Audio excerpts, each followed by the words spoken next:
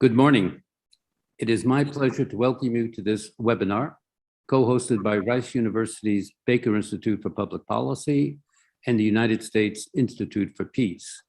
We are here today in part to reflect on one of the fundamental milestones in Middle East diplomacy, the Madrid Peace Conference, on the 30th anniversary of that initiative.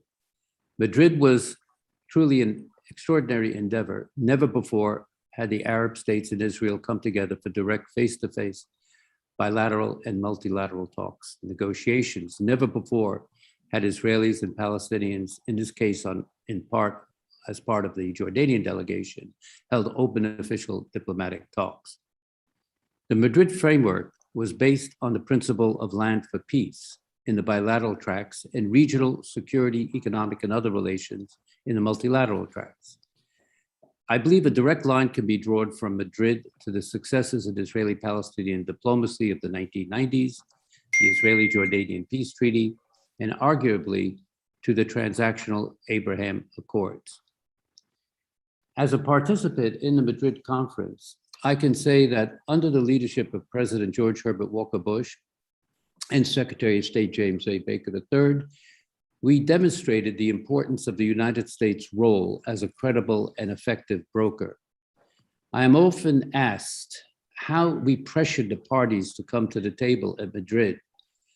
My reply is that it was not pressure, but creating a diplomatic landscape that made it difficult for the parties to say no.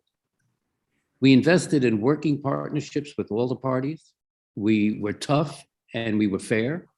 We meant everything we said, and we could be trusted to deliver. And the parties knew that there would be a cost to spoiling activities. Sadly, I believe the United States hasn't really taken that role as a credible broker in this conflict in subsequent years.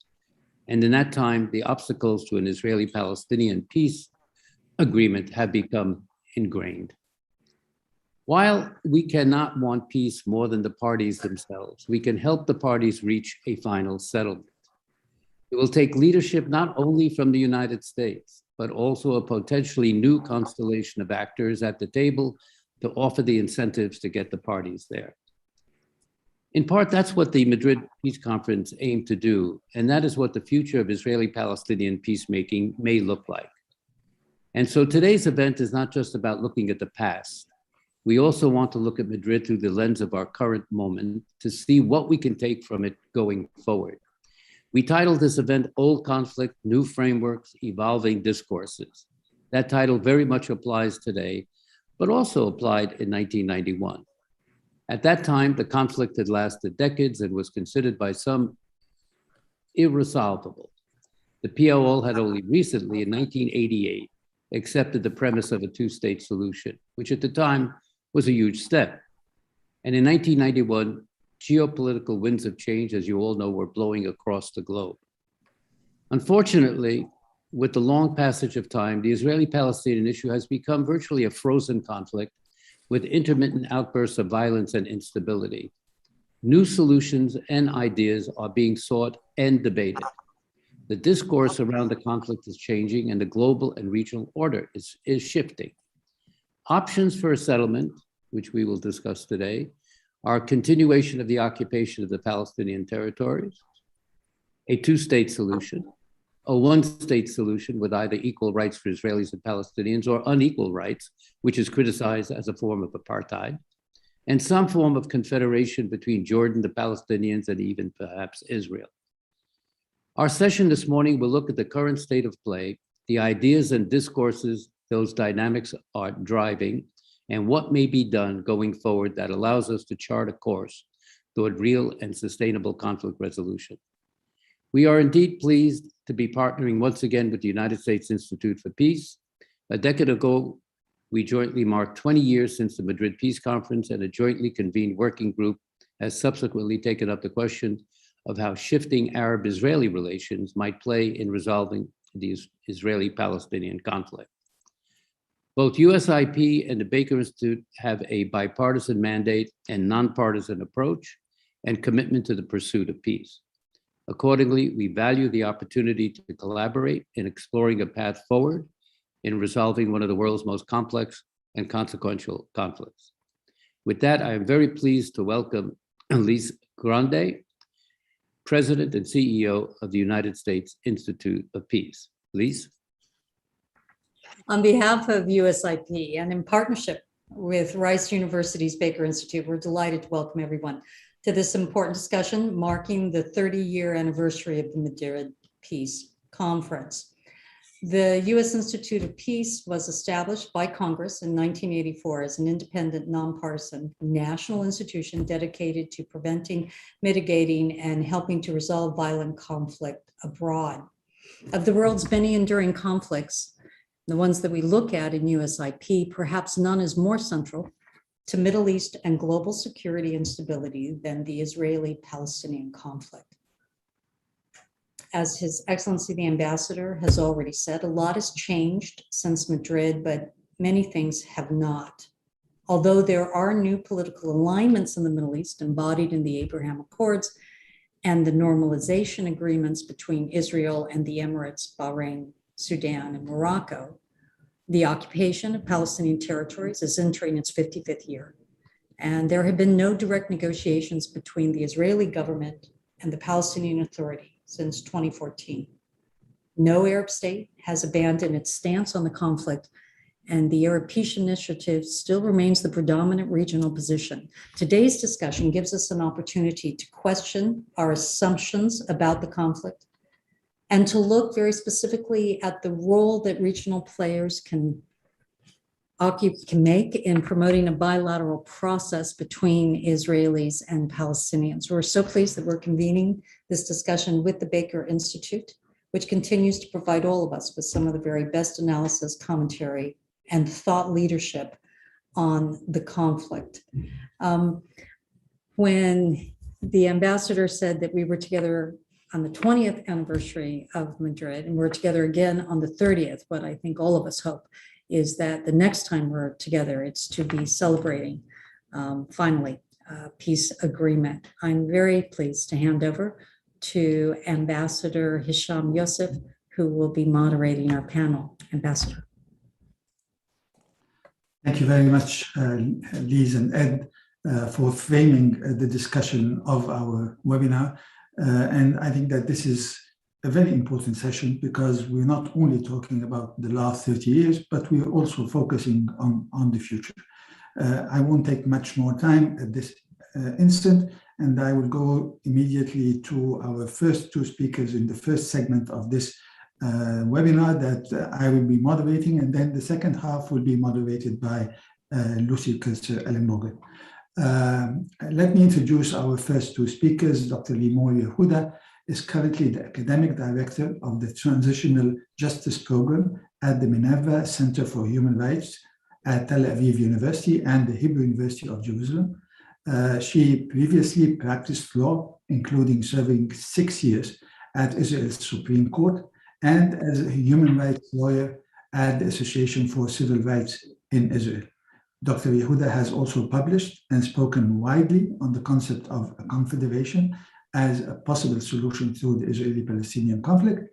She has a forthcoming book from Cambridge University Press entitled Collective Equality, Human Rights and Democracy in the Resolution of Ethno-National Conflicts. And then after that, we will be moving to Khaled El-Gindi, or as a matter of fact, we'll be starting with Khaled El-Gindi and then Dr. Limor.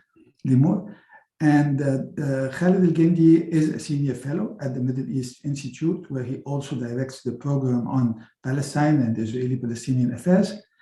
He's the author of the 2019 book, Blind Spot, America and the Palestinians from Balfour to Trump.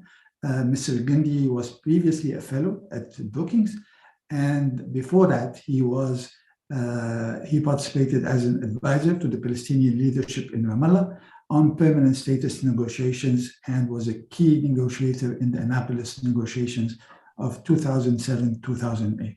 Let me give the floor to Khaled, and then after that, we'll go to Dr. Limor. Khaled, you have the floor for 10 minutes. If you take less time, we'll have a possibility of questions between us. If not, then we will move immediately to the second session. Khaled, you have the floor. Thank you, Yusuf, and thank you all. It's a pleasure to be here with such a distinguished set of panels. Let me start by sort of making some basic observations by way of framing. Some obvious and some maybe less so. The first, I think, is fairly clear. The peace process, what we used to know as a peace process, is dead. People used to talk about the peace process as being in a coma or dead but not buried, but I think it's pretty clear to everyone, including the Biden administration, that there is no peace process to go back to. We can debate the reasons for, of course, it is multi-causal, the reasons for its failure. I have my own thoughts, as I'm sure everyone here does as well. But I think it's enough to say the peace process died a kind of slow death by 1,000 cuts.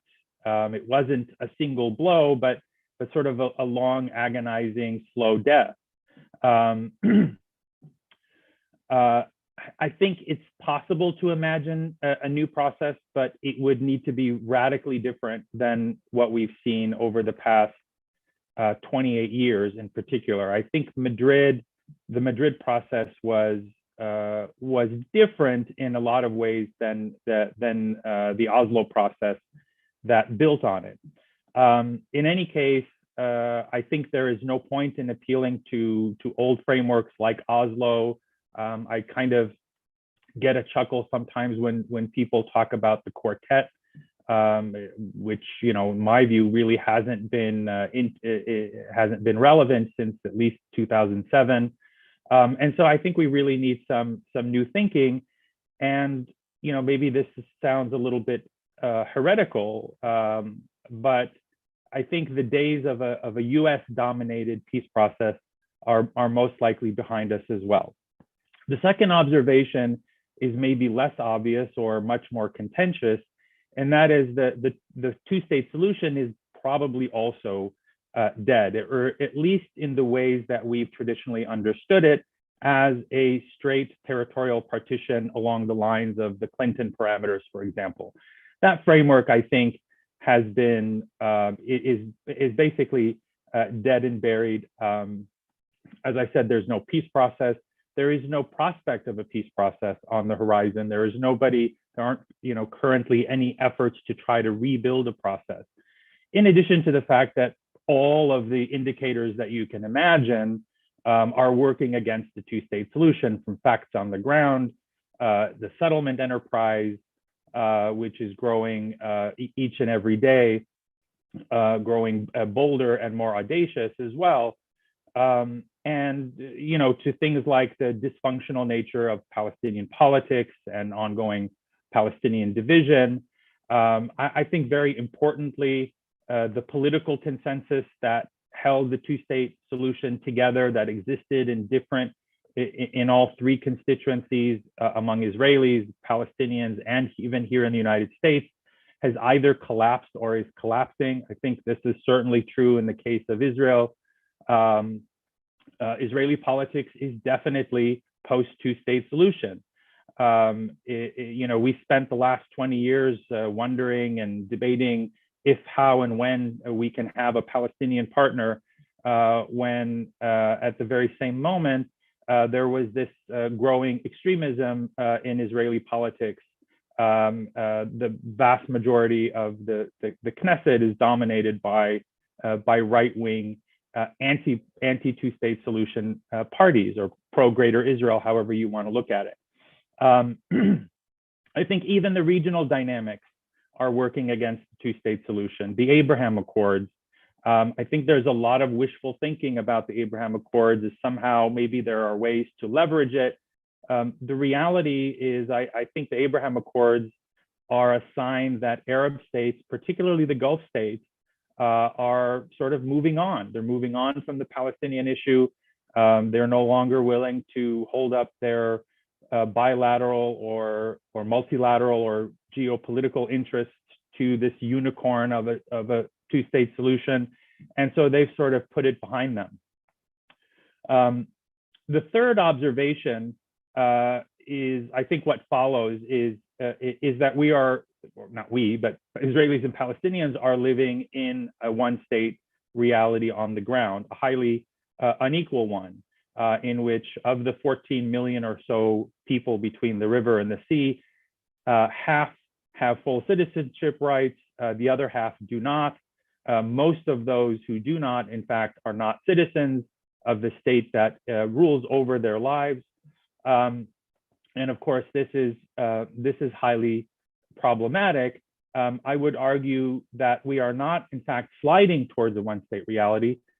We are in a one-state reality, and a highly unequal one. I think we've allowed ourselves to sort of defer that thinking, one, because there was a peace process, and two, based on the assumption that the occupation was temporary.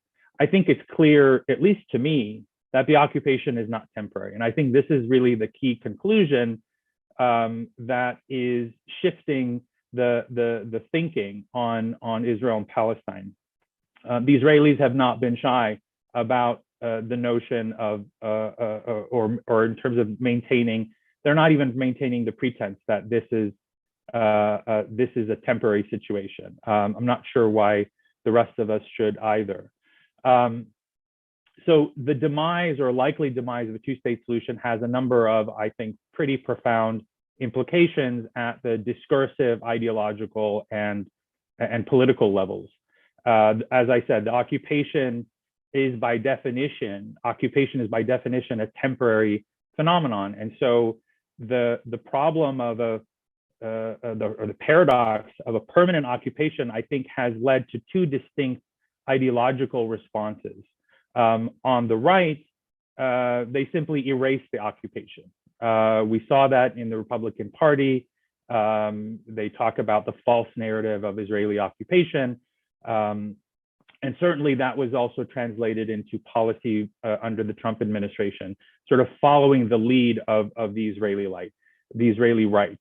There are more subtle forms of occupation denial, I think, at play, particularly in American politics, in terms of simply avoiding the term or not staying it.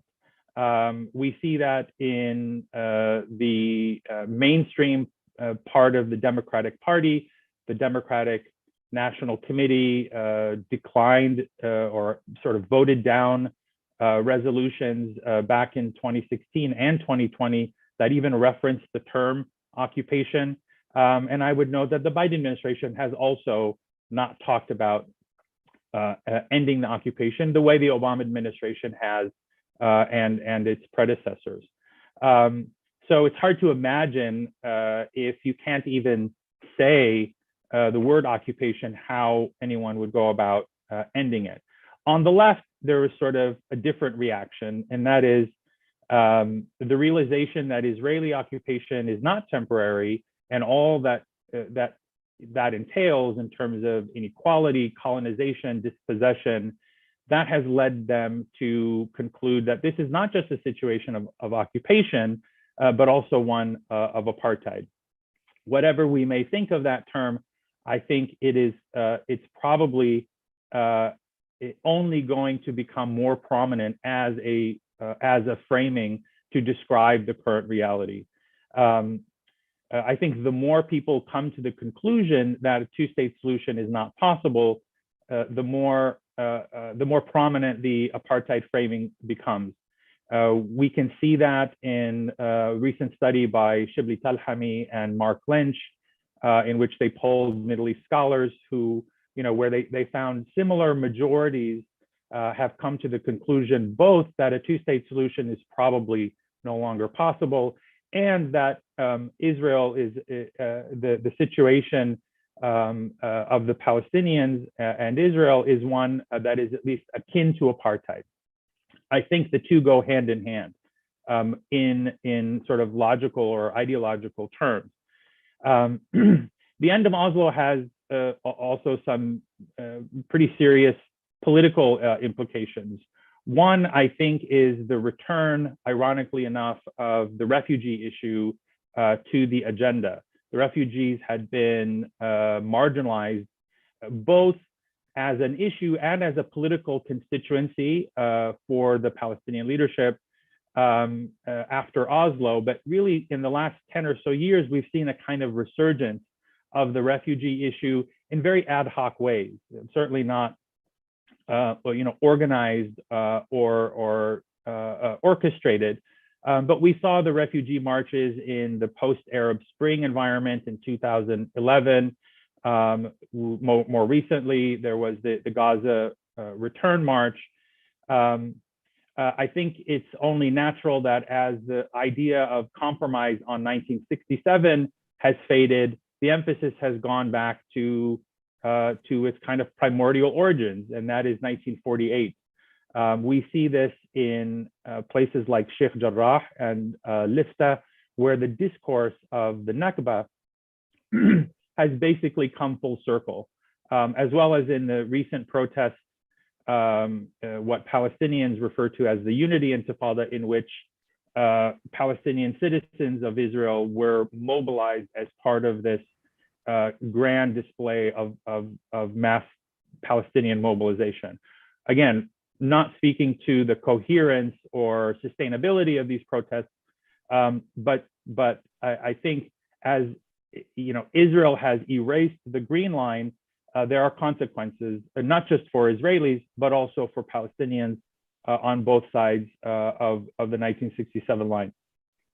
In terms of the Palestinian national movement, it took a generation to build the political consensus around a two-state solution within the PLO, and another generation after that to bring Hamas into that consensus.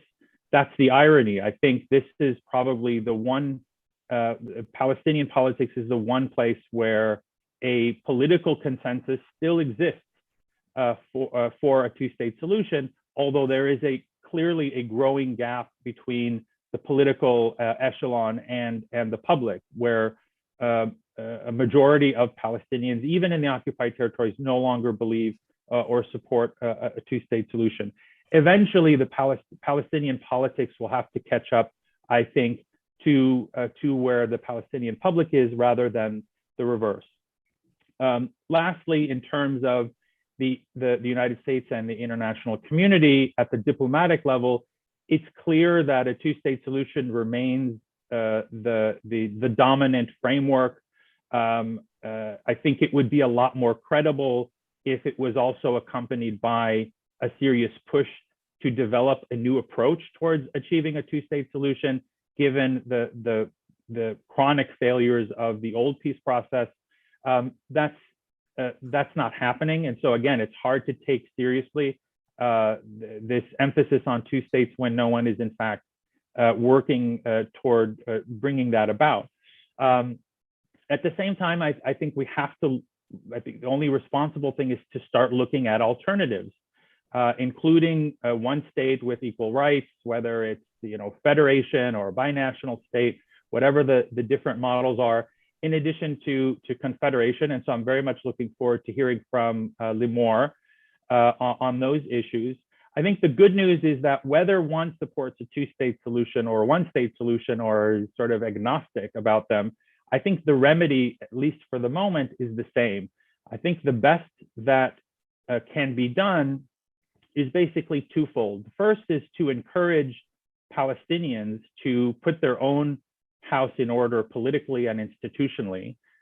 This helps the current division and dysfunction, lack of accountability, growing repression, corruption, all of the things that currently characterize Palestinian politics have to be addressed before really anything else can change. The second is really, I think the international community has to uphold and defend international law, and as part of that, work to protect Palestinian rights. We have moved, the Oslo process was one that was dominated by the security paradigm. Israel's security was paramount. I think now we have to shift the focus, not necessarily away from security, but in addition to security, there has to be a focus on how do we protect vulnerable communities that are facing expulsion? How do we protect Palestinians physically in terms of their lives? Almost daily, there are attacks by Israeli settlers and by the army. And so there needs to be an emphasis on Palestinian rights, I think. You know, we talk a lot about a rules-based order, and the Biden administration likes to talk about equal measures of equality, equal measures of security and well-being for Palestinians and Israelis. The key is, how do we operationalize them? Thank you very much, Khaled. You went a little over time. Let me go directly to Dr. Limor. Dr. Limor, you have the floor. Thank you. Thank you very much, Yusuf. Thank you, Khaled, for your words, because I will build on them, and pretty much I agree with what you said. Just little correction. I am currently a postdoc at the Truman Institute, where I'm sitting now, so it was important for me to mention, in the Hebrew University of Jerusalem. Okay, so I'm really happy to take part in this event, so I thank Lucy for the invitation. In my remarks, I would like to address the question of why we need to rethink our conceptions about the conflict and its possible resolution. And actually, Khaled did all the work for that. But I will mention only a few more remarks about that. But I will argue that we must adopt a new paradigm for Israeli-Palestinian peace. I will divide my remarks to three. First, I would argue that the old paradigm, fundamentally based on the idea of separation between the two peoples, the Israeli Jews and the Palestinians, should be abandoned and should be replaced by thinking about peace in terms of partnership among two equal nations. I label this framework collective equality. Second, I will briefly outline what such collective equality means and identify the conditions for cultivating it, aiming to produce favorable conditions for fair partnership. In the third point, I will address the preferred political model that can accommodate peace in Israel-Palestine. I will argue that the model of confederation, that is two states with a strong union among them, seems as the most suitable political model that can guide worthwhile and just peacemaking efforts. The first step that we must take is to recognize that both peoples depend on each other, the Israelis and the Palestinians, that there is no way out from having a relationship between the Israelis and the Palestinians. And the only question is actually what kind of relationship it will be, destructive or productive. Since the ideas of partition and separation are so pervasive in our thinking about peace in Israel-Palestine, especially since Oslo, and pretty much play as the driving logic of the peace process so far, I want to clarify why I deem the idea of separation as harmful and the idea of partition as unsatisfying. I agree that partitioning the land to two sovereign states is desirable. I agree with the dominant view today. But even if and when partition of the land will take place, it will not undo the great intermingling between Israeli Jews and Palestinians that live side by side across the land, in the West Bank, in East and West Jerusalem, and inside the Green Line. And we definitely should give up any ideas about abolishing this intermingling of the population, as this will require the use of violence and cannot be done without causing great additional suffering and trauma. Deleting separation from our peace lexicon is necessary. A, because even if partition takes place, it will not produce homogenic nation states, and Israeli Jews and Palestinians will continue living side by side in great proximity as co-citizens or co-inhabitants. B, because it ignores and requires denying the strong bonds rooted in religious, cultural, and national identities that connect both Palestinians that live in Israel and in the occupied territories, but Palestinians also that live outside, and also Jews that live outside of the country, that connect both Palestinians and Jews to all the land between the river and the sea, a land both of them deem as their homeland, that Palestinians call Palestine and many Israelis call Eretz Israel. And C, because keeping the idea of separation serves to feed dangerous ideas of population transfers. Accepting and accommodating the existing heterogeneity is essential and should replace the efforts to undo this ethno-national diversity. We will reach this necessary conclusion also by revisiting the way we are used to define the conflict. Commonly, in Israeli and Western eyes, the conflict is regarded as an international conflict, while in Arab and Palestinian eyes, it is regarded as a colonial situation. Both perceptions, while partly true, are also limited.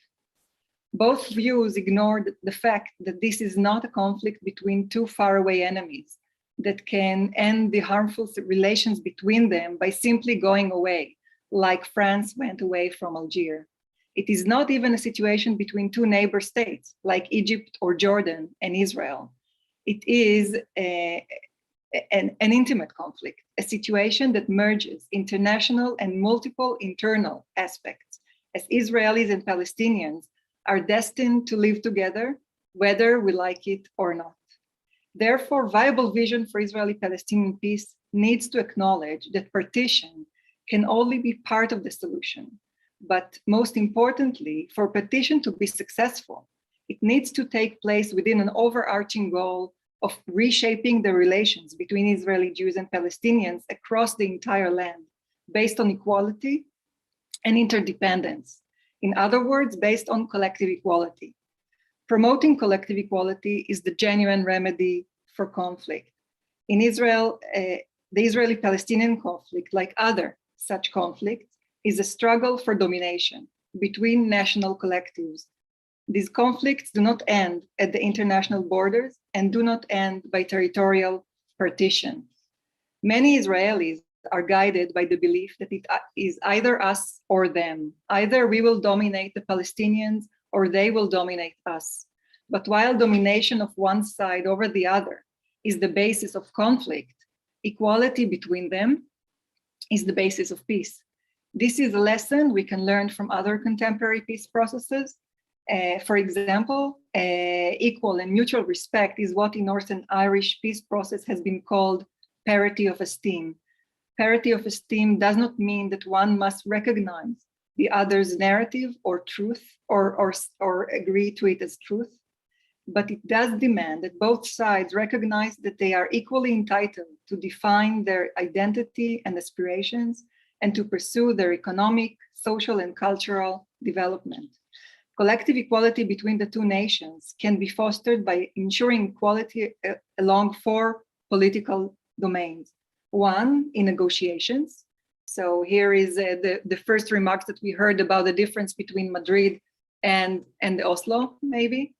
Second, in political decision-making, in redistribution practices, and in cultural and national recognition. This brings me to my third point, the acknowledgement of the intimate relations among the two nations and the necessity of establishing the relations among them based on interdependence, equality, and mutual respect have concrete ramifications on how we should go about promoting peace in our land. One big change relates to the institutional framework that can accommodate Israeli-Palestinian peace. Together with my colleagues in the joint Israeli-Palestinian movement, A Land for All, we have reached the conclusion that a model of 2 states, territorially defined by the 67 borders and tied together by a strong union, a confederation, can best address both the realities of the present and remedy the root causes of the conflict. Such a model can support the free movement of Palestinians and Israelis across the entire land, can support a shared and open city in Jerusalem, and more generally provide institutional forum for the parties to explore their common interests and negotiate their differences and controversies, and do all that as peers in a political system based on fair partnership. Only a political model which is based on partnership can accommodate the two nations living side by side, intermingled in this relatively small piece of land without causing new waves of suffering and trauma. Only partnership-based peace can enable both peoples to be free. One last remark. Alongside changing the political model for peace, we must have a realistic idea of progression. Realistically, we must acknowledge, as Khaled mentioned in his talk, that the economic, social, political, and cultural transformation that needs to happen to support these desired political arrangements is not something that can occur overnight. Since we must start from the existing reality, it means we start from an extreme challenging situation of oppression and violence, extreme inequality, as well as hostility and mistrust between the sides of the conflict. We therefore must acknowledge that peace in the form of a fair and stable system of cooperation will take time to achieve. But we can and should start by saying that fair relations between the two nations is what we are committed to and what we are going to work on. And we can start working on it by mainstreaming the belief in our shared future, narrowing the huge gaps between the sides, and by cultivating in any possible arena practice of equal cooperation among Israeli Jews and Palestinians. The most important point is that the peace process in Israel-Palestine depends on the quality of the relations between the two peoples. What we aim for is workability for the long term, which depends on fair cooperation between us. Thank you. Thank you very much, Dr. Limor. I think this was also quite interesting, and in addition to what was mentioned by Khaled as well. Let me make a few observations in relation to what was mentioned. And I'll be focusing more on the one-state approach. But both of you, both Khaled and Limor, spoke about the need for a new paradigm. And I think that this is an important dimension of the debate and the discourse that is taking place currently. But from my perspective, I see that there are huge difficulties in relation to the one-state approach. And I mentioned three main difficulties that I have. The first is in relation to narratives. The second is in relation to demography. And the third is in relation to the functioning of the state. In relation to narrative, I think that the one state will not be able to accommodate these two diametrically opposed narratives. I think Dr. Limor spoke about two neighboring states that are equal, and then they will separate in a sense and unite in another sense. I think within two states, dealing with the narrative and having these two narratives coexist in and of itself is a huge challenge. Within one state, I think this would be very close to impossible. Khaled spoke about the Nakba, and this coincides with the National Day of Israel that they joyfully celebrate. This will not change. And I think having these two narratives living in one state will be a recipe for tension, violence, and perhaps a situation akin to perpetual civil strife. The second point is in relation to demography. And between the Jordan River and the Mediterranean Sea, the number of Palestinians marginally exceeds the number of Israeli Jews. And the issue of refugees, as Khaled mentioned, is coming back in the debates and the discussions. And I don't think it would be possible to have a law in this one state that will continue to allow any Jew in the world to receive an automatic Israeli citizenship if they desire to do so, while denying Palestinian refugees the right to return to the one state. In one state, the demographic challenge will be magnified, and Jews will be a diminishing minority, which is a situation that Israel, which is the most powerful party in the conflict, will never allow to accept. The third point is in relation to the functioning of the state. A one-state approach, hypothetically, can overcome some of the difficulties associated with settlements, maybe, and perhaps borders, but it will make a whole list of issues much more contentious. They will be differing, and they will have to navigate and determine the name of the country, its flag, its national anthem, all its laws and policies. All this will need to be discussed and agreed upon. And it's not only that, it's merging governmental and security institutions, dealing with Israeli nuclear capabilities, bridging economic gaps, identification of friend and foe, and so on. So this is a tall order, dealing with extremist groups on both sides, whether it's Hamas and Jihad on the Palestinian side, or the Kahanist movements and the ultra-right groups in Israel that want to expel Palestinians from the occupied territories, and so on. So it is more likely, Limor was talking about equality, but in one state, it is more likely that one party would be trying to dominate the other, and they will both, or at least one of them, will not be satisfied and feel underrepresented, whatever they are given, because of what they feel they are entitled. So it seems clear that this would be more and more difficult as national identities are now hardening, and also, both sides are unwilling to accept the narrative of the other. So I think, and finally, those who believe that the struggle over rights has an easier path to peace because of equality's powerful moral imperative are probably unjustified in this feeling. At the end of the day, compromise over land remains easier than relinquishing identity, history, and long-held beliefs. Israel will not abandon its Jewish identity, and Palestinians will not abandon their aspirations for sovereignty and self-determination. And at the end of the day, it is only the Palestinians that have the power to end the pursuit to the two-state solution. So we will have to see how this situation will evolve, because I think that the asymmetry of power that has been preventing the establishment of the two-state solution would also prevent the one-state approach. I think the confederation approach is also an interesting approach, but my difficulty, and Khaled was a negotiator, in negotiating a confederation approach, negotiations will have to take into consideration Plan B. What if the confederation fails? So if the confederation fails, they fall back to a two-state approach, which is the difficulty that we're facing. So in negotiating a confederation, they will still have to make sure that both sides, if they separate again, they will have the land that they think is entitled to them, and they will have the arrangements for Jerusalem that they think they can live with.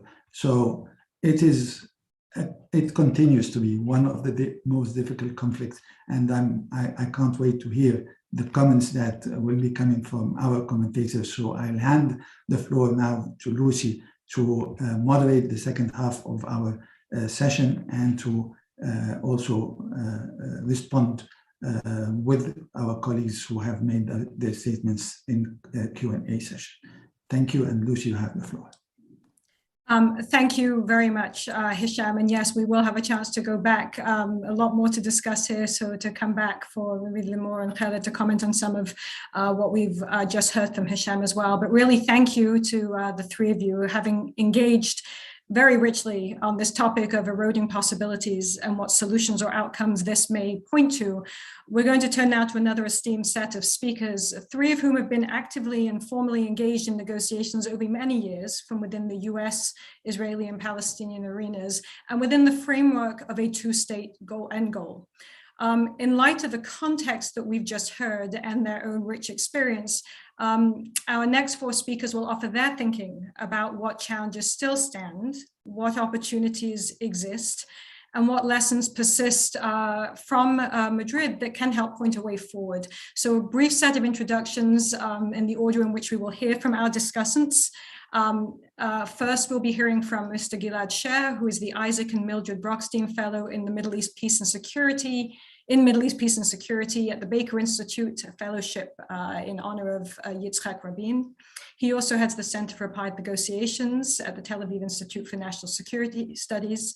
Mr. Sher was Chief of Staff and Policy Coordinator to former Israeli Prime Minister Ehud Barak. And from 1999 to 2001, he served as Israel's Chief and Co-Chief Negotiator at the Camp David Summit and the Taba Summit. He was also appointed by Prime Minister Yitzhak Rabin as a delegate to the 1994-1995 interim agreement negotiations with the Palestinians. Next, we will hear from Dr. Samir Al-Abid, who is the Diana Tamari Sabah Fellow in Middle East Studies at the Baker Institute. Dr. Al-Abid heads the Palestinian Housing Council, is also a consultant for the CEO and chairman of the Palestinian Investment Fund. Previously, as head of the Committee for Borders and Territory, Dr. Al-Abid was involved in Israeli-Palestinian final status agreement negotiations, serving as a key participant in negotiations during the Camp David, Taba, and Annapolis processes. He's been involved in the planning and development of the West Bank for more than 30 years, and has also served as the Palestinian Authority Unity Government's Minister of Public Works and Housing, and Deputy Minister of Planning. After that, we'll be hearing from Dr. Christian Coates-Ulrichsen, the Baker Institute Fellow for the Middle East.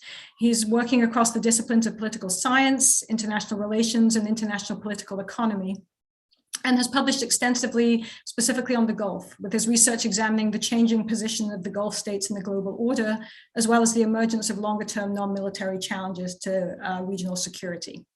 Dr. Coates-Ulrichsen previously worked as a senior Gulf analyst at the Gulf Center for Strategic Studies and as co-director of the Kuwait Program on Development, Governance, and Globalization in the Gulf States at the London School of Economics.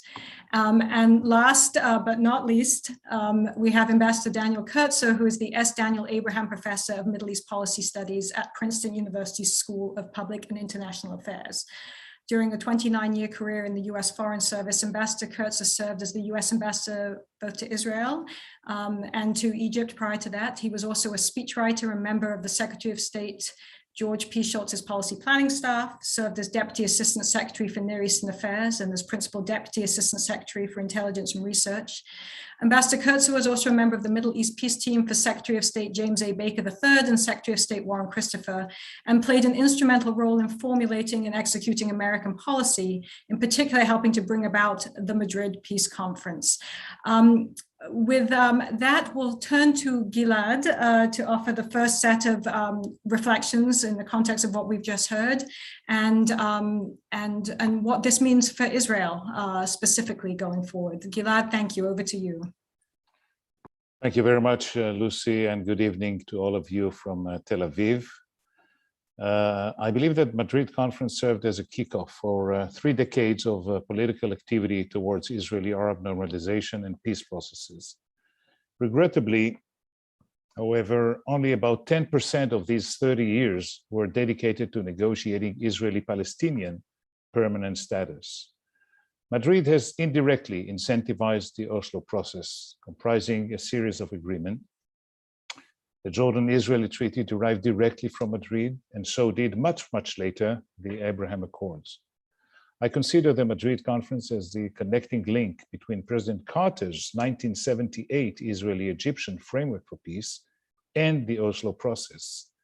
The Camp David framework of 1978 provided for negotiations on the resolution of the Palestinian problem, an autonomous Palestinian entity in the West Bank and Gaza, implementation of UN Resolution 242 and 338, and finally, negotiations on permanent status to commence within 3 years. All this sounds very familiar to all of us. Last but not least, Madrid initiated, as Ambassador Jerejian mentioned, a 2-pronged approach to the negotiations, multilateral and bilateral, simultaneously. All these are, in my opinion, still valid 30 years on. Now, several months ago, Prime Minister Bennett stated, and I quote, "No annexation, no freezing of settlements." And Foreign Minister Al-Abid followed by saying, "We operate on the 80% agreed ground within this government and do not handle the remaining 20. So a closer look at the events in October only highlights the current government's policy. It promoted the planning of 3,100 settler housings. It hit the Palestinian civil society with 6 NGO terror banner. At the same time, however, the Israeli government announced policies and measures to ease conditions in the West Bank and Gaza. Simultaneously, in October, there was a spike in settler violence against Palestinian farmers and Israeli peace activists, during olive harvest. Red Cross monitors were attacked. All this while the IDF seems to be turning a blind eye. Instead of applying the force of law, what governs these events is the law of force. And tensions also mounted in East Jerusalem, tightly related to the looming eviction decisions on Sheikh Jarrah neighborhood. All these events decreased the two-state index by 0.2% in October to 5.6 points. The Israeli society is indifferent to the Palestinian issue. However, at large, it still prefers the two-state solution over any other. So our analysis should be around three questions: what needs to be done, what should be avoided, and what could ultimately be feasible. To me, it seems indispensable to do whatever possible to preserving the conditions for an ultimate two-state arrangement, while reversing the trend towards a disastrous one-state reality. What needs to be done by Israel? Ideally, I would hope that Israel's government addresses the issue of settlements in the West Bank and differentiate between the large blocks adjacent to the 1967 line and the rest of the territory. It should consider downgrading sovereignty claims over the vast majority of the West Bank and freeze settlement construction eastwards of the security fence, and therefore outside the settlement blocks. It will be necessary for the government to create a national scale plan for the relocation of the roughly 100,000 settlers currently residing east of the security fence, including compensation, promotion of voluntary evacuation, relocation and absorptions within the boundaries of Israel, ideally speaking, as I said. In addition to promote the security of a two-state future, Israel should solidify security cooperation with the Palestinians and encourage the growth of stable governance, a viable economy, institution building, law enforcement, and improvement of Palestinian quality of life until an agreement is reached. With the support of the international community, Israel must initiate an effort to rehabilitate Gaza, including an international task force with special roles for both Egypt and the Palestinian Authority. Such an effort must include alleviation of the blockade on the Gaza Strip alongside a long-term truce with Hamas, construction of a port maybe, and improved water, sewage, and energy infrastructures. Now, as an Israeli negotiator in Camp David, 2000, in Taba, 2001, I believe that the two-state for two-people reality is indispensable and that a border should be drawn between the two nation states. I agree that there is a need for a paradigm shift, however, not for the endgame objective. It is attainable throughout a series of transitional phases, interim agreements, and independent steps, constructive independent steps, all compliant with a continuous negotiation process on both the regional and the bilateral levels. Now, nothing is agreed until everything is agreed was the formula under which we negotiated back during the negotiations on permanent status in Annapolis and prior to that in Camp David and Taba. It is time to replace this formula by the following one. Whatever is agreed or mutually coordinated should be promptly implemented. After that, structures such as confederation would be very welcome. There is regrettably no bypass to the resolution of the contentious issues, the contentious core issues of Jerusalem, the holy sites, the old city, the refugees, the right of return, territory, boundaries, settlements, and security. To summarize and to refer to the US role, I would say the following. By combining pragmatism, tenacity, and political courage, the United States can advance a framework for the resolution of the Israeli-Palestinian conflict and regain its role as a global leader for peace and security, much like President Bush and Secretary Baker attempted to 30 years ago. Thank you. Thank you, Gilad. Thank you very much for that, and thank you for also staying so neatly within the time confines as well. We look forward to coming back and engaging these points in Q&A. I'd now like to move on to Dr. Samih Al-Abid to reflect in parallel on what the way forward is for the Palestinians. What do you see as the vision on that side moving forward? What's possible? What's feasible? Thank you. Thank you very much for inviting me to this wonderful session. That so far the speakers are very eloquent in their academic approach, intellectual approach, and all that. But I have to get you back a little bit to the facts on the ground. What is happening here now? What do we believe as Palestinians? We believe that there is a full negligence from the Israeli government, a full denial even to the existence of the Palestinian people here with the action that they're taking there. None of the politicians, they're talking to the Palestinian Authority so far.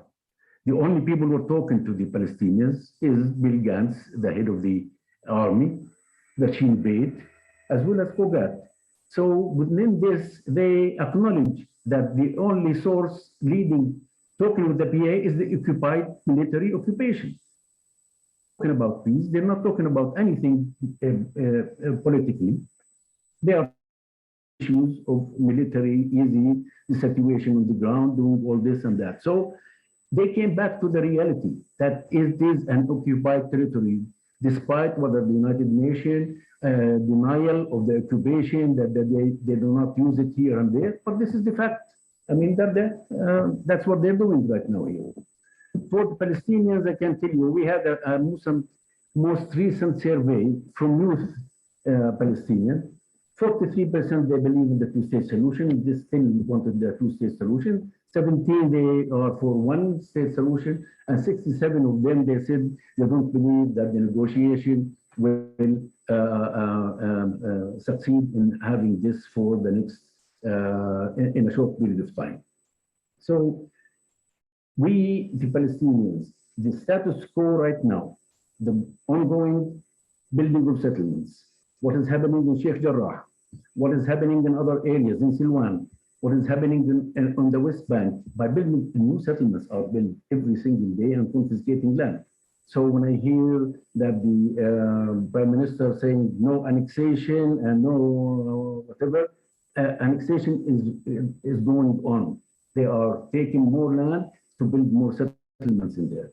The Palestinian Authority are in the merge of bankruptcy. From now till the end of this year, they are in a deep trouble. So everybody is worried that it might be collapsed. And this is what is happening in recently what Abu Mazen said in his speech, emphasized that fact that the risks facing the realization of the two-state solution will push for other alternatives. What are the other alternatives? We don't know. One state, because we know when we talk about one state means that we are talking about ethnic and religious balance in the demographic dimension. One aspect is missing from the talks, because I don't want to repeat what happened in Madrid and Oslo and all that.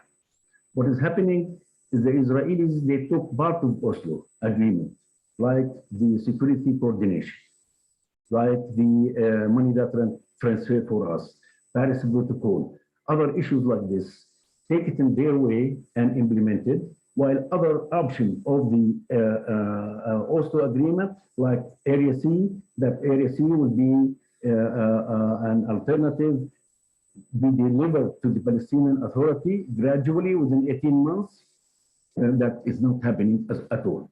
So they're using what they think it is useful for them and not for the people. Therefore, when we hear people talking about two-state or other alternative or whatever, yes, we are for two-state solution, and I agree 100% with what everybody is saying, from Khalid al-Jindi to Gilad. This is the way it's supposed to be. What is missing really, and what we should think for the future for that, in order to implement this, then we have to start to talk about some significant of special issues for the two-state solution. We need to get together in order to implement certain projects in Area C for the Palestinians in order to preserve the two-state solution. This is supposed to be the main theme, and the new paradigm is how to preserve the two-state solution. How to do that? Then we have to start to talk about different dimensions. And instead of talking about politically, how we discuss this and all that, no, we need an Area C to have some special zones, some urban development and infrastructure development. That is what is needed there. These special issues that combine rights-based development and needs-based development can present an effective and realistic policy and program to salvage the viability and feasibility of the two-state resolution to the conflict. For example, in Area C constitutes about 61% of the West Bank. It is defined by the 1995 Israeli-Palestinian interim agreement on the West Bank and Gaza Strip as areas of the West Bank outside Area A and B, which, except for the issues that will be negotiated in the permanent status negotiation, will be gradually transferred to Palestinian jurisdiction in accordance with this agreement. According to this agreement, the gradual transfer should have been completed by 1997. However, it has not been implemented as agreed upon in the interim agreement, and in the meantime, access to this area for most kinds of economic activity has been severely limited. Yet the potential contribution of Area C to the Palestinian economy is large.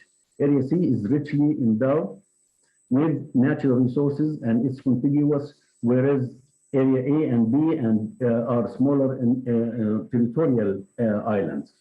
According to the World Bank study in 2014, estimated that opening up Area C to the PNA would increase its GDP by 35% and add amount 800 million to its government revenues. Equally important, opening Area C to the activities of the PNA is one of the most efficient and effective spatial policies that would contribute to salvage the two-state solution. This is not happening. So we have to think about seriously.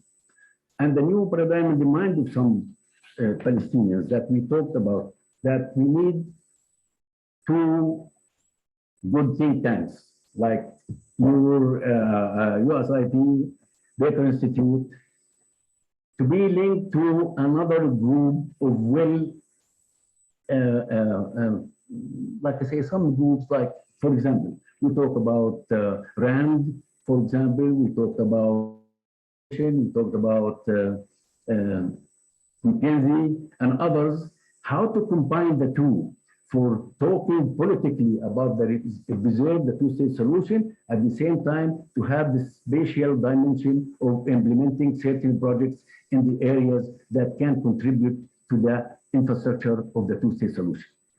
If we can do that, I think that will be an excellent idea to start to think about it for the future, instead of talking about one state, two state, other alternative, talk about the federation, confederation, etc. We believe, we Palestinians and Israelis, the two-state solution is the only solution for our conflict. The majority are believing this.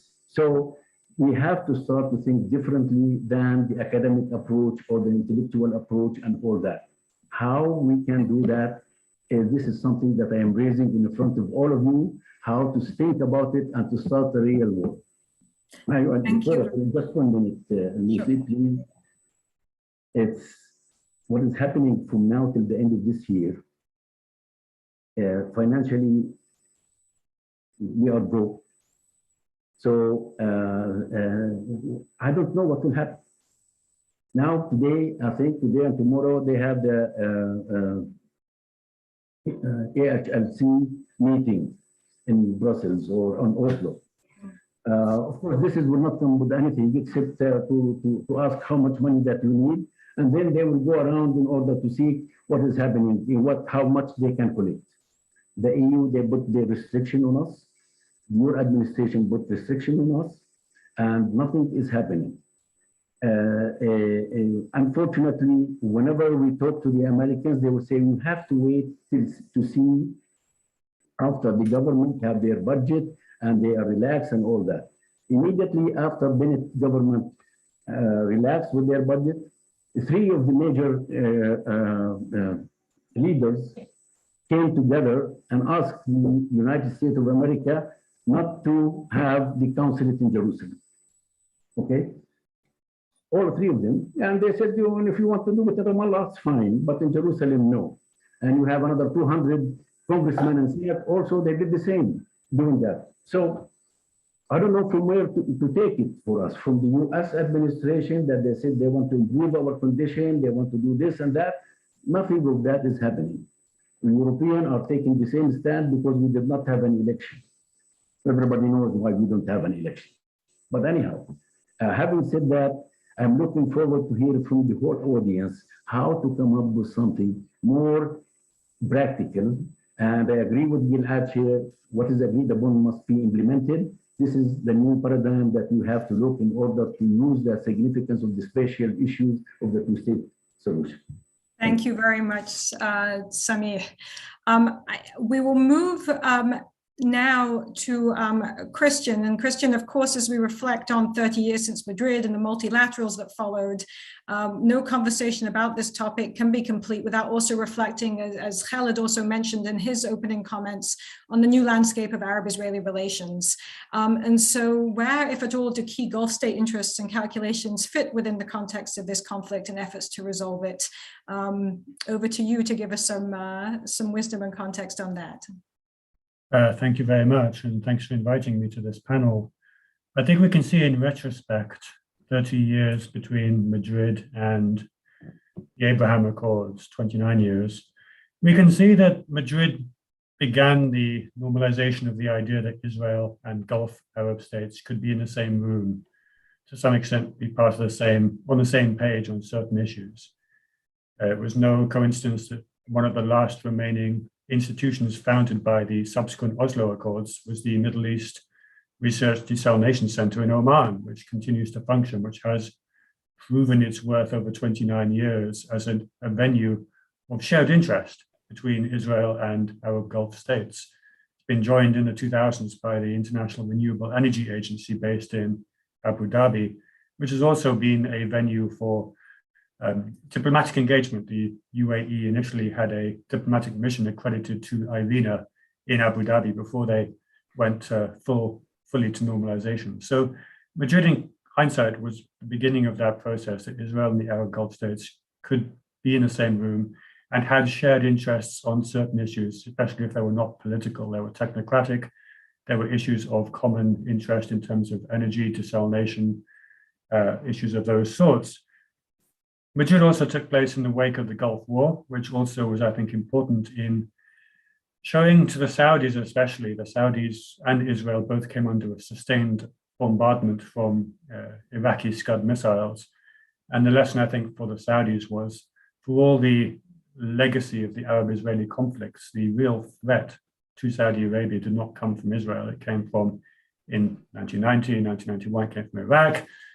And in more recent years, the perceived threat has come from Iran. And so we saw in the 2000s and again since 2011, a reshaping of threat perceptions, especially in Arab Gulf capitals, especially in Saudi Arabia and the UAE, where, at least for them, some of the major fault lines in regional politics became Iran's support for regional groups, and it became, after 2011, after the Arab Spring, the potential for political Islam to make a march in the region.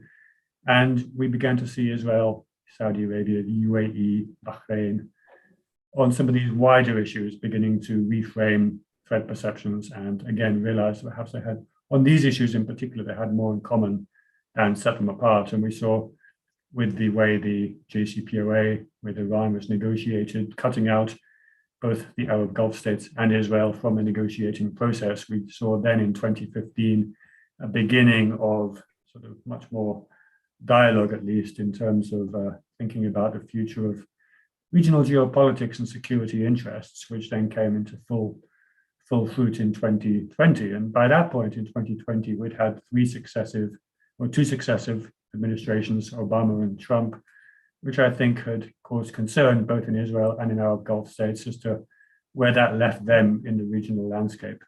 And I would argue that 14 months on from the Abraham Accords, the Biden administration is now a third successive administration that both Israel and the Arab Gulf states, especially Saudi, UAE, are thinking, where does it leave us, especially after the optics of the US withdrawal from Afghanistan. So I think it's no coincidence that UAE and Israel have normalized fastest and furthest. It was noticeable, for example, that the text of the Abraham Accords signed by the UAE and Israel included specific mention to a strategic agenda for the Middle East, which was not, for example, in some of the other texts. We've seen really the operationalization of that strategic agenda. We saw military exercise, we've seen much closer coordination. So I think perhaps both in Israel and in the UAE, the perception of US disengagement is that they are now beginning to think about what might replace that, who might step up in regional security and geopolitics. And so how does that then map on to normalization and the Abraham Accords? Now, of course, the Abraham Accords have survived their first major test in the sense that they survived the conflict earlier this year in Gaza, Sheikh Jarrah as well. And in a sense, that just exposed the fact that they were never a peace agreement. The Abraham Accords were never intended to bring about an Israeli-Palestinian peace. They were transactional, as the Ambassador Georgian said, and they were piecemeal. And I think this has reframed the terms of Gulf states' engagement onto those transactional piecemeal terms. And as Khalid Al-Gindi said, moving on from any notion of tying a relationship with Israel to a peace agreement. So I mean, this is, to some extent, reshaping that landscape. Arguably in Qatar and in Oman as well, both the Qataris and the Omanis continue to engage with Israel as and when necessary on specific issues. And so I think that's going to continue. Only Kuwait really, I think, has hung back. And what might change going forward, I think, is, of course, Saudi Arabia. Should the Saudis choose to normalize, should the Saudis choose to conclude an agreement of their own with Israel. And that couldn't necessarily be ruled out, I think, especially if Mohammed bin Salman would conclude that a normalization with Israel would sort of seal his reemergence as an international player after the difficulties he's faced, especially in terms of his standing in the West, but especially in the United States. I think he would have looked at the US reactions to the Abraham Accords and think that this could be his sort of way of sealing his reemergence as a regional actor going forward. So I think until we get to that point, which I think Mohammed bin Salman will take for domestic interests, for reasons of his own standing within Saudi Arabia, but also vis-a-vis the United States, I think we're still in this holding pattern where UAE and Bahrain will continue to move forward at different speeds. They will continue to engage, but in some senses, the idea of a normalization of diplomatic relations, that has been breached. That has been, they've moved on. So I think we'll continue to see more of the same unless and until the Saudis make a move. And again, that may happen, especially if Mohammed bin Salman feels he will become king while President Biden is still in the White House. So with that, I'll go back to you, Lucy, and look forward to any questions. Thank you. Thank you very much, Christian. So Ambassador Kurtzer, we've covered a lot of ground this morning, and maybe giving you the unenviable task of trying to tie a lot of these threads together. So as someone alongside Ambassador Georgian and Ambassador Youssef on this call, who was at the inception of Madrid and has been witness to and participated in the well-worn path since then that we've heard about and discussed today towards Israeli-Palestinian and Arab-Israeli peace. Where do we go from here? We talk about the non-static status quo, but what challenges and lessons do persist, and where can we take them at this point? Thank you. Okay, thank you, Lucy. A small task you've given me. Thank you to USIP and the Baker Institute for what has been a very rich discussion, including the fact that there have been enough differences of view so as to make this interesting. But I do want to look back in order to look forward. And as you noted, Georgian, Hisham, and I were there at the beginning, and each of us has a certain perspective, therefore, born of that experience, which informs some of our thinking as we plan what needs to be done looking forward. So let me start looking back a bit. Madrid did not start with a plan. It didn't start with a model. It didn't start with a paradigm. It was designed as a process with terms of reference to serve as guideposts within which the parties would negotiate. The letter of invitation that was negotiated and agreed, complemented by letters of assurances which the United States provided to each of the parties, was in effect the first iteration of parameters. But they did not constitute a plan. They constituted an idea of how to get the parties started once a conference had launched a serious process of peacemaking. The leaders who we had to deal with at Madrid were no easier to deal with than the leaders of today. There's a sense that it's so hard to deal with the Israeli government, so hard to deal with Palestinians who are divided between Fatah and Hamas. The fact of the matter is that Prime Minister Shamir, President Assad, Yasser Arafat, who stood behind the Palestinian part of the joint delegation, were challenging leaders to deal with. But the one thing that distinguished all of them is that they knew when and how to make a decision, something we haven't seen in recent years from leaders in the Middle East or in Western countries, including the United States. The leaders back then were influenced by two external forces, which were quite instrumental in helping them shape their own decisions. First of all, as we know, there were significant changes in the international, regional, and local landscapes. I won't go into that, but we know the end of the Cold War, the US-led international coalition that pushed Iraq out of Kuwait, the Palestinian Intifada that started in late 1987, were all instrumental factors in shaping leadership decisions. The second factor was the determined leadership of the United States, which literally refused to take no for an answer. We know this from the summer of 1991 when Secretary Baker asked Israel and Syria in a formal way to agree to a conference, and both leaders, Shamir and Assad, said no. Baker and President Bush, standing behind him, simply refused to take no for an answer. And they proved willing to exercise pressure on all parties in order to change the no to a yes.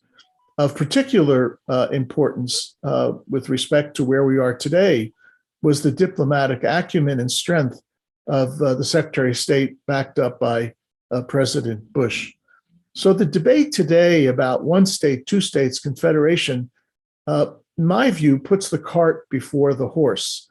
And it fails to learn from the past or to take advantage of several elements that exist today that were not present at Madrid. The reality is that the Palestinian-Israeli conflict is far from being the most challenging conflict in the world, certainly not in the region. As noted in a conversation before this panel, my students at Princeton are doing a deep dive this semester on Yemen, which is a far more complex and challenging conflict than the Israeli-Palestinian conflict has ever been. So the reality is that if we try to learn and take advantage, learn from and take advantage of elements that did take place over the past 30 years, it might help us move forward. And let me list about 6 or 7 of these elements. Number one, the fact is there still is a Palestinian government, however weak and sclerotic it is, but that didn't exist back in the early 1990s. It exists today to represent the Palestinian will and Palestinian ambitions. This suggests that in practical terms, elections should take place as a first step to reinvigorate Palestinian politics. It's a Palestinian decision. Palestinians have to make that choice, but it's the way for them to demonstrate that, in fact, their government can be responsive to the will of the Palestinian people.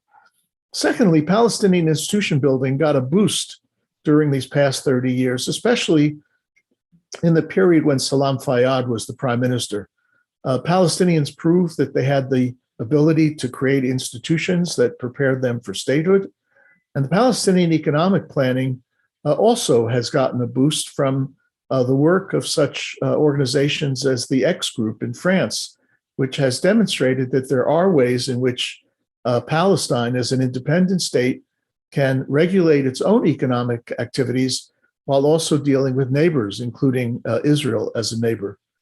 Number three, we have the experience of 30 years of negotiations. And as Gilad noted, only about 10%, 3 or 4 years of that time cumulatively have been focused on Israeli-Palestinian issues.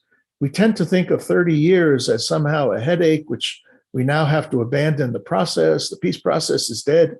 Well, it's not dead, and peace processes take a long time. In my time at Princeton, we've studied a number of conflicts and a number of peace processes, and they don't all get resolved within 30 years. And this peace process is not dead. Look at what's happened since Madrid. We've seen the Clinton parameters, the Arab Peace Initiative, the roadmap, the Olmert-Abbas negotiations, the Kerry initiative. In other words, these have been efforts to try to advance the what began at Madrid and to create some framing or terms of reference that could be used in future negotiations. That's what needs to be built on. We don't need a brand new paradigm or something that we're inventing out of thin air. We have a lot to build on that's happened over these past 30 years. Number four, the critical issue of security, which has been noted today as being one of the most important issues in the Israeli-Palestinian interaction, has been worked on in a very serious way, including by General John Allen, who worked for some years with Israelis and Palestinians to come up with a security framework that could work if a two-state solution ever emerged. Number five, the challenging issue of Jerusalem has benefited not only from negotiations which have taken place about that issue, but also track two efforts, such as the Jerusalem Old City Initiative that was undertaken by Canadians some years ago, some of whose work was actually integrated into the policies of Prime Minister Ehud Olmert. I noticed in the Q&A that Gilad also summarized some of the ideas on Jerusalem that have been in negotiations, which suggests that this is not an issue that's beyond the possibility of agreement. Number six, important work on refugees has also been undertaken. Chatham House in the UK has done a tremendous amount of work on this issue. We've had the Refugee Working Group. We've had a number of discussions, including at Taba and afterwards, that suggest that even here, there are ways, pathways to resolve the issue. And finally, as noted already, the multilateral peace process, which was begun at Madrid and which flowered during the 1990s, has matured to a point where now we have formal relations between Israel and several of its Arab neighbors. The challenge being how to integrate what has been accomplished in these normalization agreements with the Israeli-Palestinian peace process. On the question of a plan, because that's been part of the discussion today, the Institute for National Security Studies in Israel, the RAND Corporation, my graduate students at Princeton and others have tried to figure out whether or not there is a viable alternative to a two-state solution. And I'm really sorry to report that there is no viable alternative. Even those who believe in a confederation, as Limor suggested today, understand that it starts with two independent states that by their own decisions, independent decision-making, come to realize that they need to live together because of geographic, political, and economic proximity.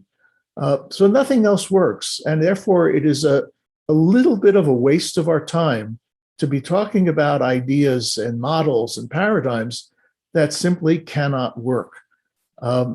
Finally, I would note, as was noted by Sameh and others, that there are problems on the ground which have beset this effort to achieve peace and continue to do so, including settlements, the occupation practices that are brutal and repressive.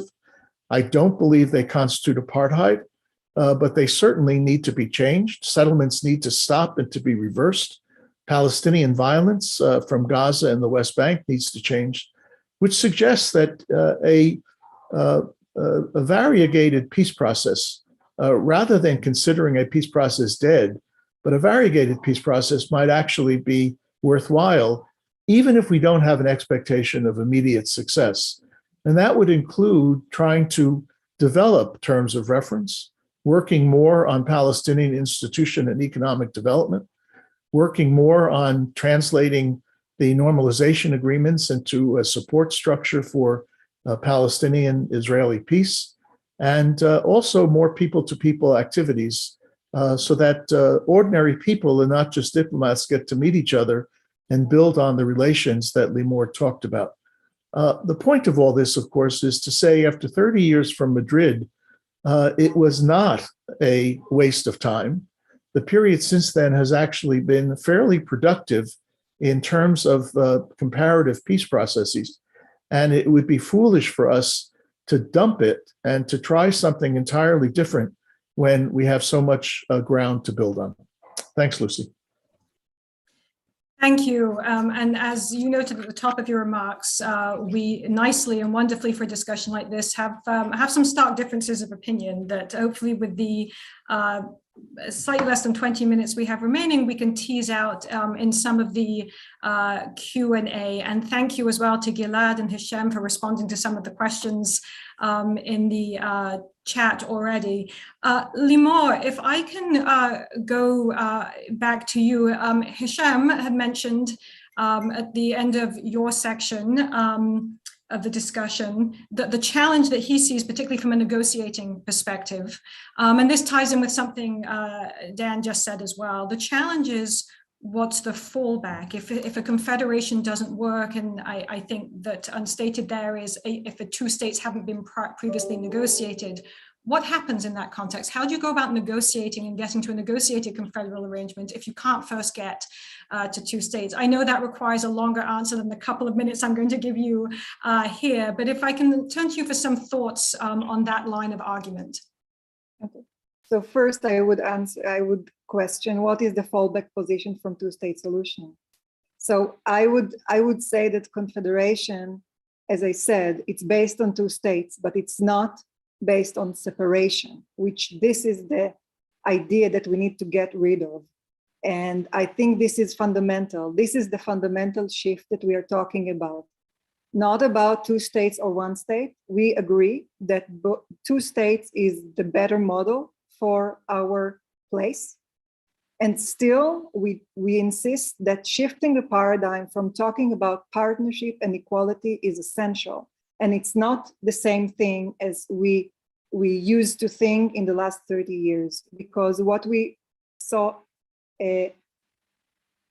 mostly is talking about separation, and we see how separation is building up. And this is and separation and the belief that we can be apart, that Israeli Jews and Palestinians can be apart. This is the line of thought that we need to change. It's not about and I agree with Dan, there are parameters that were useful. I think there are many, many things that are unuseful in what's going on, especially in our politics today, in extreme inequality and aggression. So I believe that it's not only about thinking about a peace process like negotiation. I think we need to think about a peace process, something that is much larger, that demands social and cultural transformation from both peoples. And this is a very, very short answer for a very huge question. Thank you, Limor. If I can just stay with you a moment, because when you talk about social and cultural transformation, and Dan just mentioned in his remarks, noted the idea that there is more what is often called people-to-people work that is required. Do you see that as an integral part of this process? Is this one where we now have to look at shifting from what's traditionally looked at as a top-down, diplomatic, political-driven process to something that has to come more bottom-up, to your mind? So again, a short answer will say that we need to move in all parallel avenues, right? And it's not only about people to people. I think that what Khaled was saying about investing in Palestinian politics, in strengthening their capacities, everything. As I said, the gaps between the sides, in order to have a confederation, a union between Israeli Jews, and I want to emphasize, when I talked about collective equality, I'm not only talking about the two states, because we are not a homogenic nation state. So we need to also to think about the ethno-national collective as also an identity that needs to be acknowledged, okay? I'm referring to the debate regarding the Jewish identity of Israel, for example, okay? So we need to acknowledge the national identities of both sides, and I think it's more problematic when we talk about Israel, right? So I'm not talking only about equality between the states, I'm talking about equality between the collectives, the national collectives, and this is something that I refer to from the Northern Irish Peace Agreement, and this is something that we can see in other places as well, the rise of power sharing as a method, as a tool of peacemaking in other ethno-national conflicts, like in Bosnia-Herzegovina and in other places. So my answer is that we need to move in many directions. We need to build capacities, and we need to make the sides more equal in order for them to be able to be equal also politically. Thank you. Thank you very much, Limor. Khaled, if I can go back to something that you mentioned, which I think is a very interesting observation. You indicate in your remarks that whereas, I'm sort of adding a little bit of my own context here, but if I understood what you were getting at, is that we've moved the peace process, and since Madrid, the paradigm has really been one that is centered on addressing what happened in 1967. And in your remarks, you suggested that what's happening, certainly in the discourse and what the new discourse is reflecting, is a relitigation or going back to 1948, having not resolved 1967. Is that a one-way street to your mind? Meaning, is that something, do you see anything that could shift that focus back? And if so, what would it be? What do you see as the trajectory of that, that framing at this point of the conflict?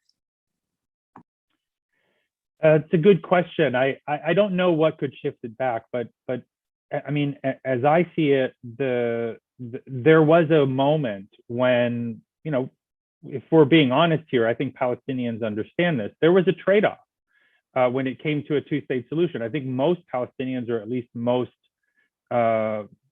people who looked at this closely, thought about it closely, and certainly Palestinian political leaders, there was a trade-off involved. If in return for getting a state on 1967 borders, the PLO, which was formed in the diaspora, which was sort of created in the crucible of Palestinian refugee camps and refugeehood, were prepared to give up the right of return, essentially, except in, you know, symbolic terms. There was always talk about some small number of refugees who would return, at least up until the Trump administration. And so the trade-off was, we will accept a state in 22% of our historic homeland and give up the bulk of the right of Palestinian refugees to return in return for a genuinely sovereign state in the West Bank, Gaza, and East Jerusalem. And now that that proposition has faded, I mean, there was a window, I think, when Palestinians would have accepted that reluctantly. But now that that's no longer really on the table, people have reverted to relitigating all of the outstanding issues. I think it's, you know, what Dan said, what Ambassador Kurtzer said is important. There has been a lot of work on refugees in Jerusalem and other areas sort of outside of, you know, in track twos. But most of those have been are pretty divorced from reality.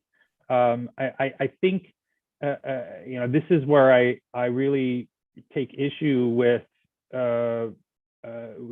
some of what Ambassador Kurtzer was saying. If we're going to cling to a process that is totally disconnected from reality, you can still call it a process, but if it doesn't actually affect people's lives and it doesn't address the actual realities on the ground, then how meaningful is it? I mean, we can play a sort of, it's not just about semantics. The reality is 30 years after Madrid, 28 years after Oslo, Palestinians are worse off today than at any point before today. Certainly, since they're much worse off today in every conceivable way, from personal safety to the amount of land, to economic prosperity, to security, to every conceivable indicator you look at, they are worse off today. And so if we're going to keep talking about a process that is totally disconnected from those realities, then we're going to continue to sort of, we're basically just talking to ourselves. Thank you, Khaled. And I'm going to circle back to Dan after this to respond to some of that as well. What I want to do though is move to Gilad on this point, because I think where I see the fundamental disagreement on this panel is, I think there is some agreement that there is a paradigm that needs to shift. Something has not been working, but where the disagreement seems to be is the paradigm in what the end goal is that needs to shift, or is the paradigm in how we approach and get there that needs to shift? And Gilad, you were very much coming from the perspective that there is more work to be done to shift how we are trying to get to that end goal of a two-state solution. And you talked in your remarks about some of the steps on the ground, things in the interim that can be done, and that anything that's agreed in the interim should be implemented. But you also mentioned the new government in Israel and some of the steps it's taken in that regard, but it is definitely taking those steps in the absence of an end goal, of the absence of articulating. In fact, affirmatively, the Prime Minister has said no two states. How far can these steps go? And this relates to Khaled's comments, towards the end goal, absent a political horizon that is attached to them? Well, Lucy, that's a question for a second webinar. But I would say, we have to lower the bar of expectations while maintaining the compass stable towards the end game of a two-state for two people solution, because the contentious issues, they do not just simply disappear just because someone has said so, said that they are off the table, or Jerusalem is off the table, or the refugees is off the table. It's not true, and we have to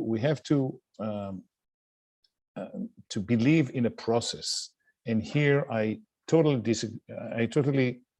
agree with Dan, and disagree with those who are putting a plan and think that this is sufficient in order to reach it, to attain it. We have to divorce first. We can remarry later, and we have to maintain a process that is binding, a continuous dialogue, that we know what benchmarks we have to attain, that they are attainable benchmarks and not just hallucinations or whatever, and that all of the time that this process is ongoing, we will have hanged on the wall the picture of the end game of two states for two people with a boundary between them, because this is the only way to secure the future of Israel as the democratic nation state of the Jewish people, and to secure the Palestinian self-determination in a way of statehood. Now, we need to move towards transforming the reality on the ground. This is true, and this is doable. This is doable because these are not big tokens you have to pay with. And we also have, and here I do agree with Limor and others who spoke about reaching out to the respective societies and to the constituencies and try to transform also the mindsets, cultivate the idea of peace, accommodate the mindsets towards reconciliation and towards partnership, etc. This needs to be done. Look, we speak about only 14 million people between the Jordan River and the Mediterranean Sea. That's not a lot of people. Israelis and Palestinians altogether, they make less than 15 million around here. And with the networks, with the social networks, etc., it's easily attainable. So yes, we have to do that, but we also have, and here I address your question, we also have to have a political context for that. And the political context is the process. And it's not a multilateral process, but it is a multi-pronged process. First, international. We have to have someone who would look after us and see that we are doing what's needed. We talk to each other on the regional level. We capitalize on whatever has been achieved in the region. We bilaterally speak to one another from the Mukata in Ramallah and the Jerusalem residence of the Prime Minister. So perhaps internationally we can speak of revisiting the quartet idea. On the regional front, yes, we have to capitalize on the Abraham Accords and other developments in the region. And the bilateral Israeli-Palestinian, the simplest way to have a dialogue, it's between us, and we have to have it, even on very small matters that are small measures but have big impact on the situation on the ground. This can advance whatever big political ideas we have in terms of attaining anywhere near the two-state solution. Thank you, Gilad. So I have, there are short questions that, as Gilad said, like this question would require further discussions to go into in depth here, but just a couple of quick questions for Samih and Christian before going back to Dan and closing out. So Samih, one of the things that you didn't mention or we didn't have a chance to get into in your remarks was the idea of the divided government, the divided Palestinian polity, and the fact that we still haven't seen reconciliation between Fatah and Hamas. And I wondered if you see that as a prerequisite, excuse me, for being able to make progress towards, as you said, the guiding light should be preserving the prospect of a two-state solution. Is this something that ultimately, to your mind, will require reconciliation? Thank you, Lucy. Yes, I think this is very important for us to have the conciliation in order to look like a full responsible for the Palestinian as a whole. This is very needed from us. The thing is that the regional impact, not only the Abraham's Accord or others, but there are other influence in the region that is really feeding into the separation between what is happening in Gaza and the West Bank, unfortunately, and some international forces as well. But this does not excuse us from trying our best in order to make that conciliation is happening. And there are talks still going on right now, despite announcement here and there, but there are serious talks are going on this balance. But at the same time, I mean, to be frank, we are eager in order to have peace. We are eager to have our state. And like Dan mentioned, when Salam Fayyad was in power, he tried to build the institution and to do this and this. But Salam Fayyad could not stop the settlement.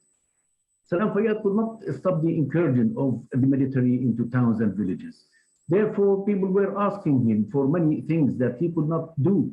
So the Palestinian Authority is weak in front of the eyes of their people, not only because of the conciliation, but they could not deliver.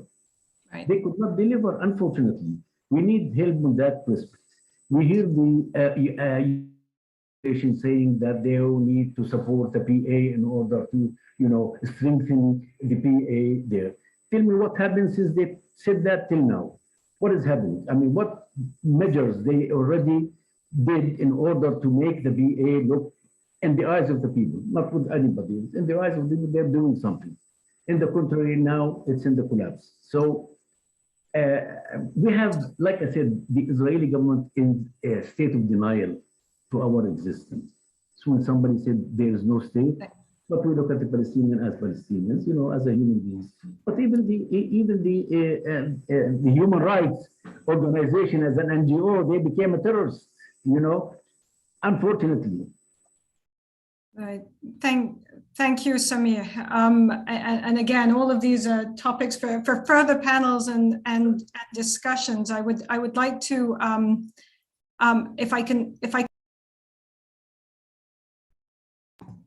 a tall order to answer briefly, but we mentioned Lise Grande at the top of her remarks had mentioned that the Arab Peace Initiative still remains the guiding paradigm, even if the paradigm of the order in which normalization happened has changed. The end goal of the envisioned in the Arab Peace Initiative of 2 states has not been repudiated by any of these states. And I wondered if, to what extent the countries that you've talked about and focus on, Christian, you see them as still focused on public opinion commitment in their states to this issue. To what extent are they guided by a notion that their publics still care enough about this issue that they are going to have to keep it alive as they move forward?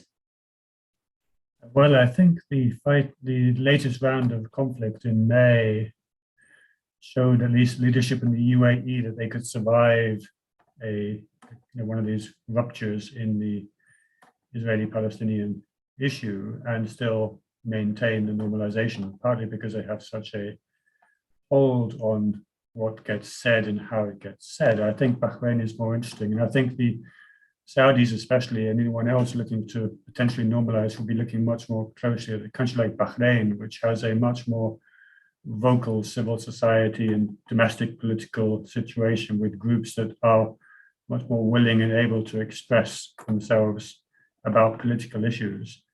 And so I think the barometer for any government that may be thinking about normalizing will be to follow closely domestic reactions in a country like Bahrain rather than the UAE. And I think what we did see were Bahraini civil society and political figures being very vocal, but again, not necessarily becoming a threat to the Bahraini leadership.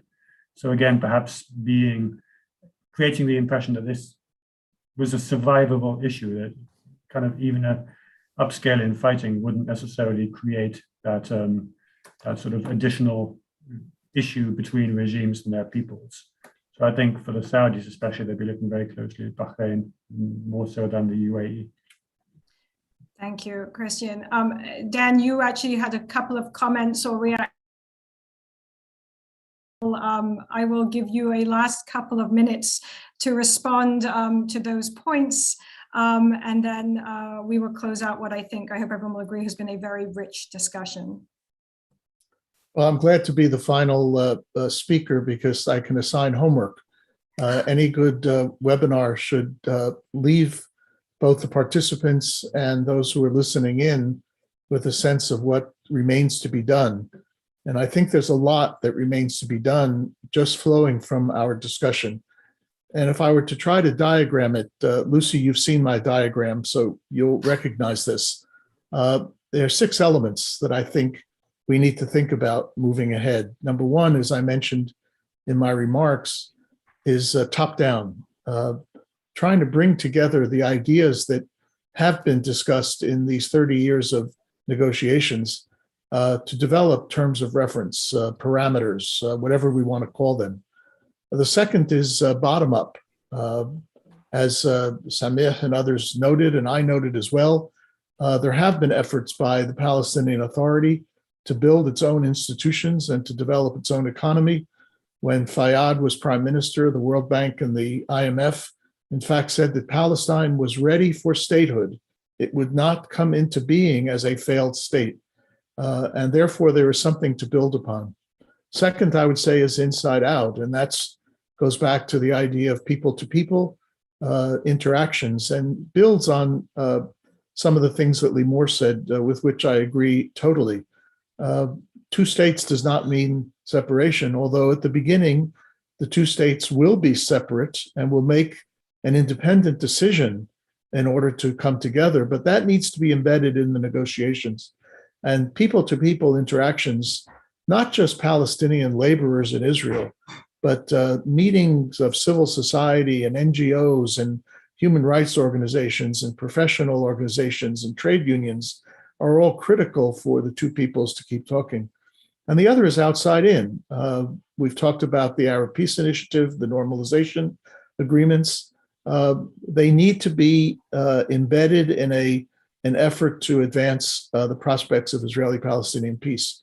But there are two other issues that are also part of this diagrammatic homework. Number one, are confidence building measures. Even now, before we have a formal process, the two governments and the two peoples can figure out ways to actually do things that reach out to each other instead of doing things that work in the opposite direction. Sameh is exactly right that Fayyad came under pressure for not being able to stop settlements. That's an Israeli government requirement. And Israel has to control its own population and can't let its policies be dictated by right-wing settlers. Palestinians have a responsibility in the same manner to control their population when it comes to violence and the propensity to act in violent ways. And finally, I would note, there's a need for what we have never had in this peace process, and that is an accountability, a monitoring accountability mechanism. And that role needs to be played by an outside party or parties, not necessarily the United States alone or even involved, but the parties have to be held accountable through a monitoring process for what they've agreed to do or what they've agreed not to do. And that's never been part of this process. And so in the 1990s, when the downhill slide began, those involved in the negotiations said, well, if we were monitoring and holding parties accountable, the process might collapse. Well, maybe it should have collapsed at that point if the bad behaviors on the part of both Israelis and Palestinians were so bad as to encumber the process of negotiation. So there's a lot of homework to do, to learn from the lessons of the past, to learn what actually worked and started to work but failed because of leadership, and to encourage our own leaderships, including here in Washington, that this is a doable proposition with determined, persistent, and consistent leadership on the part of all parties. Thank you. Thank you all. And Hisham, I will just hand to you to close us out. Thank you very much, Lucy. I think we can all agree on a couple of things. One of them is that this has been a very rich discussion. The second is that we know that the challenges are enormous and that hopes for a final settlement are distant. But I think, as Dan outlined in his last intervention, there is a homework for all of us. And this is a responsibility that we all hold to try to see how we can persuade policymakers to advance towards peace. And I think this is an ongoing process, and we hope that we will continue this discussion and this debate with to try to see how this can be done. Let me conclude by thanking Lise Grande and Ed Ridgen for their framing at the outset of the session, and to thank all our speakers and all our guests, and hope to see you very soon in our next webinar. Thank you very much and have a nice day. Bye-bye.